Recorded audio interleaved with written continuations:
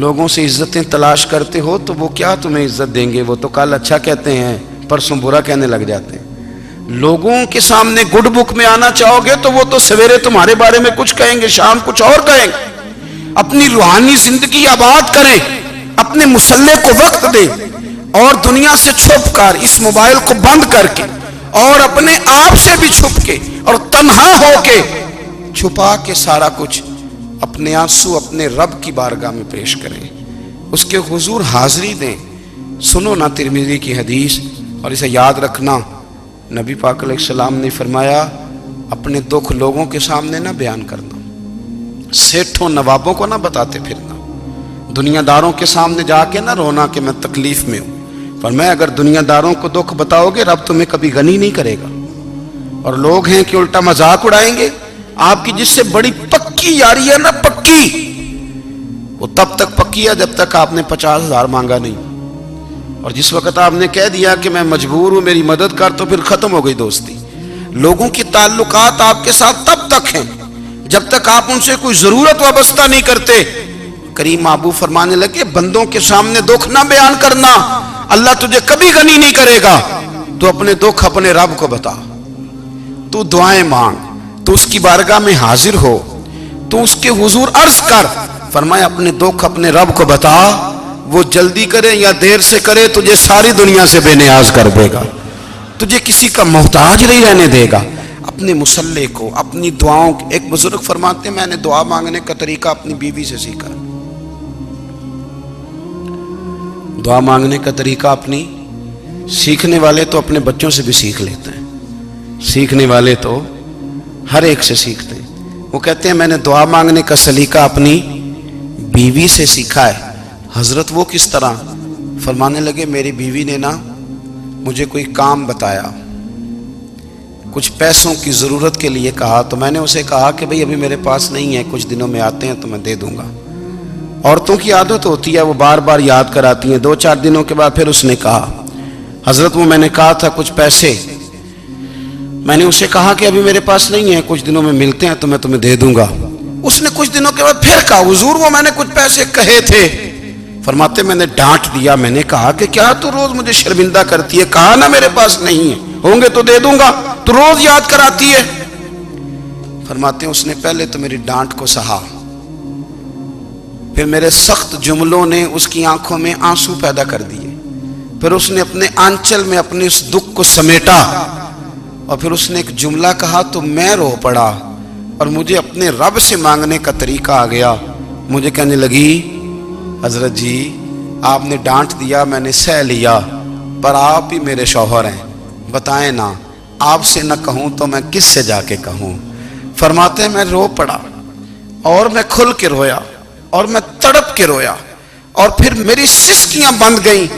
تو مجھے کہنے لگی آپ کو کیا ہوا؟ میں نے کہا مجھے بھی دعا مانگنی آ گئی ہے، جب میں اسے کہوں گا نا اللہ تو ہی میرا رب ہے، میں تجھ سے نہ کہوں تو میں کس سے جا کے کہوں؟ میں کیوں کسی بندے سے سوال کروں؟ میں کیوں کسی دنیا دار سے کہوں؟ میں تیرے بندوں کا، نیک بندوں کا وسیلہ لے کے، تیرے محبوب کی غلامی لے کے تیری بارگاہ میں آئیں، تجھ سے نہ مانگوں تو کس سے مانگوں؟ سمجھ آ گئی ہے؟ جب میں اس رنگ میں مانگوں گا تو پھر رب میرے اوپر بڑا ہی فضل فرمائے گا، وہ میرے اوپر بڑی رحمت کرے گا، وہ میرے لیے آسانیاں کرے گا۔ عزیز دوستو، ہم اس طرح کرنے لگ گئے ہیں کہ ہم نے نا اپنے تعلقات پر اعتماد کرنا شروع کر دیا ہے۔ میرے تعلقات بہت ہیں، ہم نے اپنی دولت پر اعتماد کرنا شروع کر دیا ہے، میرے پاس دولت بہت ہے۔ ہم نے اپنے علم پر، اپنی شہرت پر اعتماد کرنا شروع کر دیا ہے کہ میرے پاس فلاں چیز بہت ہے۔ یاد رکھنا جب بے نیاز اپنی صفت بے نیازی دکھاتا ہے تو بڑی بڑی دولتوں والے مجبور نظر آتے ہیں۔ بھائیو جب انسان کا رشتہ اپنے مالک کے ساتھ ہوتا ہے پھر تو غم بھی کچھ نہیں کہتے، پریشانیاں بھی کچھ نہیں کہتی، پھر تو زندگی صبر والی، پھر تو زندگی توکل والی، پھر تو زندگی بھروسے والی، پھر انسان اپنے آپ کو رسوا نہیں کرتا، دنیا داروں سے امیدیں اس کی ختم ہو جاتی، امیدیں اللہ رسول سے لگا لیتا ہے، مضبوط ہو جاتا ہے، مضبوط، طاقتور ہو جاتا ہے، خوددار ہو جاتا ہے، باوقار باعزت ہو جاتا ہے۔ حضرت بہلول دانا رحمت اللہ علیہ بیٹھے تھے تو ہارون رشید حج کر کے آ رہا تھا، تو رستے میں حضرت شیخ سے ملاقات ہو گئی تو السلام علیکم کے بعد کہنے لگا حضور کوئی حکم ہو تو بتائیے گا.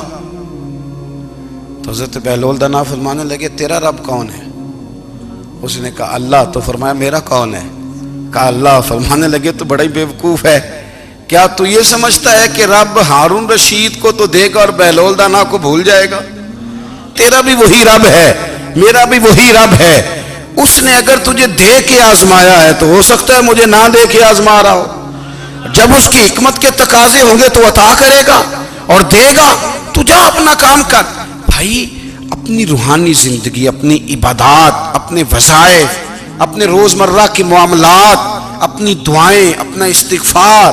دیکھو کوئی مشکل کام تو نہیں 2 رکوع ہیں سورہ واقعہ کہ اگر رات کو پڑھ لی جائے تو. میں کس طرح یہ بات بیان کروں کہ تعویذ بانٹنا آسان ہے اور وظیفہ بتانا مشکل ہے. سارا دن تعویذ بانٹیں تو لوگ لینے کو تیار ہیں، اور اگر آپ وظیفہ بتائیں تو کہتے ہیں تو مشکل کام ہے.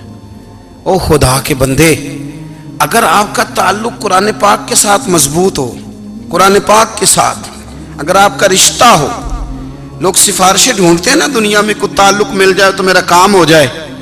دنیا میں اتنا مشکل معاملہ ہے، آخرت میں مجھے بتائیے گا کتنا مشکل معاملہ ہوگا. میرے نبی پاک صلی اللہ تعالی علیہ وسلم نے فرمایا جو لوگ سورہ ملک پڑھا کرتے تھے نا، سورہ ملک، یہ سورت ملک قیامت میں ان کی سفارش کرے گی اور اس طرح کرے گی کہ کہے گی اے اللہ یہاں اس بندے کو جنت میں داخل کر دے یا مجھے قرآن پاک سے علیحدہ کر دے. تو رب فرمائے گا جا اس کا دامن تھام کے اسے جنت تک پہنچایا. آپ بات کو سمجھیں، جب آپ کے تعلقات اپنے معاملات کے ساتھ مضبوط ہوں گے، یہ نبی کریم نے وعدہ کیا ہے کہ تو سورت واقعہ پڑھ تیرے گھر میں فاقہ نہیں آئے گا. حضرت عبداللہ ابن مسعود رضی اللہ تعالیٰ عنہ بیمار تھے تو حضرت عثمان غنی رضی اللہ تعالیٰ عنہ تیمارداری کے لیے تشریف لے گئے اور جا کر کے کہا کہ آپ بڑے بیمار ہیں، آپ کی بیٹیاں زیادہ ہیں، میں چاہتا ہوں کہ خزانے میں سے کچھ مدد کروں. تو سیدنا عبداللہ ابن مسعود رضی اللہ تعالیٰ عنہ اٹھ کے بیٹھ گئے اور کہنے لگے امیر المومنین، اللہ آپ کو میری طرف سے، میری بیٹیوں کی طرف سے بہتر صلہ دے. میری بیٹیوں کو کسی خزانے کی ضرورت نہیں، میں نے انہیں خزانہ دے دیا ہے. کہا جناب آپ نے کون سا خزانہ دیا ہے، میں آپ کے مالی معاملات کو جانتا ہوں. تو فرمانے لگی امیر المومنین میرے نبی کریم نے فرمایا ہے جو سورت واقعہ پڑھے اسے کبھی فاقہ نہیں آتا. میں نے بیٹیوں کو یاد کرا دی ہے، یہ خزانہ میں نے انہیں دے دیا ہے. وہ سارے والدین سنیں جو بیٹیوں کے لیے پریشان رہتے. حضرت عبداللہ ابن مسعود نصیحت کر رہے ہیں، فرمانے لگے میں نے سورت واقعہ یاد بھی کرا دی ہے، پڑھنے کی عادت بھی ڈال دی ہے. حضور نے فرمایا ہے جو سورت واقعہ پڑھے اسے فاقہ نہیں آتا. کہنے لگے چاند تو اپنی جگہ چھوڑ سکتا ہے، سورج گر سکتا ہے، تارے ٹوٹ سکتے ہیں، پر مدینے والے رسول کی بات غلط نہیں ہو سکتی. حضور نے فرمایا فاقہ نہیں آئے گا تو انشاءاللہ کبھی بھی نہیں آئے گا. کرنے کا کام یہ ہے کہ ہم اپنے معاملات، اپنی عبادات، اپنی دعائیں کبھی 10 منٹ عادت ہو جائے نا دعا مانگنے کی علیحدہ سے رات کو. حضور نے فرمایا جو فرض نماز کے بعد دعا مانگے اللہ اس کی قبول کر لیتا ہے. نبی پاک صلی اللہ تعالی علیہ وسلم نے فرمایا اللہ مسافر کی دعا قبول فرماتا ہے. حضور نے فرمایا اللہ مظلوم کی دعا قبول فرماتا ہے. حضور نے فرمایا بیمار سے دعا کراؤ اللہ اس کی دعا قبول فرماتا ہے. میرے نبی پاک نے فرمایا ماں باپ جب بھی اولاد کے لیے ہاتھ اٹھائیں، ویسے تے بلے شاہ تو آسمانی اڈ دیا ہی پھڑ دیں، جڑا گھر بیٹھا انہوں بڑھیا ہی نہیں. حضور فرمانے لگے ماں باپ جب بھی اولاد کے لیے دعا فرمائیں اللہ ان کی دعا کو قبول کرتا ہے. آپ اپنا تعلق بنائیں دعا کے ساتھ، عبادت کے ساتھ، مصلی کے ساتھ رشتہ بنائیں، استغفار پڑھیں. صلاح الدین ایوبی صلیبی جنگوں میں تھے، رات کو مسجد اقصی میں نماز پڑھی تو پریشان تھے. ایک بزرگ سے ملاقات ہوئی تو وہ کہنے لگے کہ آپ بڑے پریشان ہیں. کہنے لگے حضور پریشان اس لیے ہوں کہ پہلے ہی مسلمان کمزور ہے، اب میں نے سنا ہے دشمن کا ایک بحری بیڑا وہ جنگی سامان سے بھرا ہوا آ رہا ہے، تو اب ان کے پاس اور تلواریں اور نیزے آ جائیں گے، مسلمانوں کے پاس پہلے ہی وسائل کی کمی ہے، پریشان ہوں کس طرح کر کے مقابلہ کریں گے. یہ بات کہتے ہی صلاح الدین ایوبی نے بزرگوں سے کہا حضور آپ بھی دعا کرنا، دعا کی بڑی طاقت ہے. میرے نبی پاک نے فرمایا دعا مومن کا ہتھیار ہے، دعا مومن کا، دعا مومن کا۔ حضور نے فرمایا تقدیر کو سوائے دعا کے کوئی چیز نہیں بدل سکتی۔ دعا مومن کا ہتھیار ہے، یہ کافر کے پاس کوئی نہیں، یہ ہتھیار ہے مومن کا۔ اللہ کرے آپ کو سمجھ آئے، پھر سنیں، کئی بار کہہ چکا ہوں، یہ ہتھیار ہے۔ کافر کے مقابلے میں جو تیرے پاس سب سے بڑا ہتھیار ہے وہ دعا ہے۔ دعائیں کرانی چھوڑ دی، کرنی چھوڑ دی، لینی چھوڑ دی۔ حضرت سیدنا انس بن مالک رضی اللہ تعالیٰ عنہ فرمایا کرتے تھے، میں نے وہ رنگ دیکھا ہے جب حضور دعا مانگتے تھے اور حضور کی مقدس آنکھوں میں آنسو بھی ساتھ ہی بہا کرتے تھے، میں نے وہ انداز دیکھا ہے۔ تو صلاح الدین ایوبی بزرگ سے کہنے لگے آپ بھی دعا کیجیے، اور خود رونے لگے اور سر سجدے میں رکھ کے رونے لگے، اور عشاء سے لے کر فجر تک روئے، خوب روئے۔ صبح وہ بزرگ آئے تو صلاح الدین ایوبی کا خوبصورت اور ہنستا ہوا چہرہ دیکھا، کہنے لگے آپ بڑے خوش ہیں، رات تو میں نے بڑے روتے ہوئے دیکھا تھا۔ تو کہنے لگے حضور وہ جو بحری بیڑا آ رہا تھا نا وہ پانی میں ڈوب گیا ہے، اب وہ نہیں آ رہا، ابھی خبر آئی ہے تو میں بڑا خوش ہوں۔ بزرگ کہنے لگے اٹھ سینے سے لگ، اور سن ایک بات، وہ بحری بیڑا پانی میں نہیں ڈوبا، وہ تیرے آنسوؤں میں ڈوب گیا ہے۔ وہ جو تو رات رویا ہے نا رب کریم کی بارگاہ میں، تو وہ ڈوب گیا ہے۔ حضرت عائشہ صدیقہ رضی اللہ تعالیٰ عنہ فرماتی ہیں ایک عورت تھی اور اسے نبی پاک صلی اللہ تعالیٰ علیہ وسلم نے نا وہ کلمہ پڑھ کے مسلمان ہوئی، مدینہ طیبہ آ گئی، تو حضور نے مسجد نبوی شریف میں اس کے لیے مکان، ایک سادہ سا کمرہ ساتھ مسجد کے بنوا دیا، وہیں رہنے لگی۔ اکثر وہ سیدہ طیبہ کے پاس آتی تو حضرت عائشہ صدیقہ رضی اللہ تعالیٰ عنہ فرماتی ہیں وہ بڑی باتیں سناتی اور آخر میں کہتی وہ ہار والا دن بھی بڑا عجیب دن تھا، اور میرے رب کی قدرتوں کا دن تھا، وہ بھی بڑا عجیب دن تھا۔ سیدہ عائشہ صدیقہ رضی اللہ تعالیٰ عنہ ایک دن فرمانے لگی کہ تو ہار والے دن کا بڑا ذکر کرتی ہے، وہ کیا دن تھا؟ تو خاتون کہنے لگی اماں جی وہ دن تھا جب میرے رب پر بھروسہ اور مضبوط ہو گیا، جس دن میرا اپنے رب پر توکل اور بڑھا، میرے ایمان میں یقین میں اور پختگی آئی۔ کہنے لگی میں ایک گھر کی کنیز تھی، نوکرانی تھی، اس گھر میں ایک بچی تھی جس کے پاس سونے چاندی ہیرے جواہرات کا ہار تھا۔ اس زمانے میں نا چمڑے کے اوپر لوگ ہیرے جواہرات لگاتے تھے، کئی دفعہ سرخ رنگ کے چمڑے پہ لگائے جاتے تھے، وہ بچی پہنتی تھی۔ تو کہتی ہوں بچی کے اس نے اتار کے رکھا یا اس سے گرا وہ ہار تو چیل اسے اٹھا کے لے گئی گوشت سمجھ کے، اور میرے سامنے اٹھا کے لے گئی۔ گھر والوں نے مجھ سے پوچھا، یہ بخاری میں موجود ہے، گھر والوں نے پوچھا مجھ سے کہ وہ ہار کہاں ہے، تو میں نے کہا چیل اٹھا کے لے گئی۔ گھر میں کچھ چوری ہو جائے تو سب سے پہلا الزام کس پہ لگتا ہے؟ ملازمین پہ۔ کہتے انہوں نے مجھے بڑا مارا، بڑی تکلیف تھی، حتیٰ کہ میری شرمگاہ تک کی تلاشی، میری عزت اتنی خراب کی میں بتا نہیں سکتی۔ میں نے اپنی زندگی میں ایک واقعہ دیکھا، ایک امیر گھر میں چوری ہو گئی، ملازم کو اتنا مارا کہ وہ چارپائی پہ پڑ گیا، پولیس والوں سے اتنی مار پروائی گئی کہ وہ بیچارہ چارپائی پہ پڑ گیا، اور پھر وہ اتنا بیمار ہوا، اور کچھ دنوں کے بعد پتہ چل گیا کہ چور تو اپنا بیٹا ہے ان کا، پھر اس کا انتقال ہو گیا۔ اب وہ سیٹھ صاحب اور گھر والے آ کے نا مرنے والے کے کان میں معافیاں مانگ رہے ہیں، کان میں۔ تو میں نے ان سے پھر کہا تھا کہ یہ تو اب چلا گیا ہے، تمہارا زور چلتا تھا نا تو تم نے قانون خریدا اور تم نے اسے جتنا ہو سکا تم نے اسے مار پڑوائی، تمہارے پاس جو عدالتیں تھیں تم نے وہاں کارروائی کی، اب ایک عدالت قیامت کے دن لگے گی۔ یہ کمزور تھا نا، کچھ کر نہیں سکا۔ میرے نبی پاک صلی اللہ علیہ وسلم نے فرمایا سن لو، اگر سینگ والی بکری نے بغیر سینگ والی بکری کو تکلیف دی ہوگی نا تو قیامت کے دن اسے بھی بدلہ دینا پڑے گا، کہ تیرے پاس سینگ تھے اور تو نے اسے مارا تھا۔ وہ خاتون عرض کرتی ہے سیدہ عائشہ کی خدمت میں کہ مجھے بڑا مارا، مجھے تکلیف دی، میں کہہ رہی تھی کہ میرے سامنے چیل لے گئی ہے پر وہ نہیں مان رہے تھے، اماں جی انہوں نے مجھے بڑا مارا۔ حضرت عائشہ صدیقہ کہتی ہیں پھر کیا ہوا؟ کہنے لگی اماں جی جب کوئی میرا مددگار نہ رہا، مجھے تکلیف دے رہے تھے، رسوا کر رہے تھے، تو میں نے اپنے رب سے مدد چاہی، میرے رب کی طرف میں نے توجہ کی، میں نے کہا مالک اب تو ہی میرا مددگار ہے، कहती है वो मुझे मार रहे थे तो वो चील जो हार ले गई थी वही लेके वापस आ गई, और हमारे सरों के करीब ला के उसने जब उस हार को फेंका, वो मुझे छोड़ के साइड पे हुए, वो मेरी बेगुनाही जान गए। लेकिन आपको बताऊं, उस दिन से मेरा अपने रब पर यकीन और बढ़ गया।